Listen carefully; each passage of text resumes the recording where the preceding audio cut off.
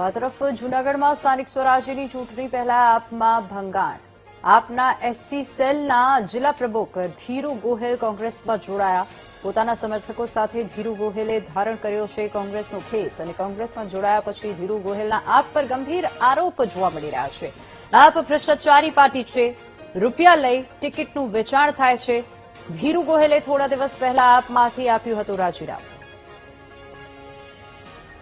જે પાયાના કાર્યકર્તા હતા, જેને ગ્રાઉન્ડ બનાવ્યું હતું, જે આમ આદમી પાર્ટીનું એક ગ્રાઉન્ડ બનાવ્યું, એના પાયાના કાર્યકર્તાને કોઈને ટિકિટ નથી આપી. પૈસાની લેતી દેતી કરી અને આ લોકોએ ટિકિટ દીધી છે. એટલે એક નંબરની ભ્રષ્ટાચાર આ આમ આદમી પાર્ટી ચોખ્ખા શબ્દ આમ ચોખ્ખું દેખાઈ આવ્યું છે. ત્યારે મેં આમ આદમી પાર્ટીમાંથી આ ગઈ 7 તારીખે અલવિદા કહી અને આજે હું કોંગ્રેસ પાર્ટીમાં જોઈન છું.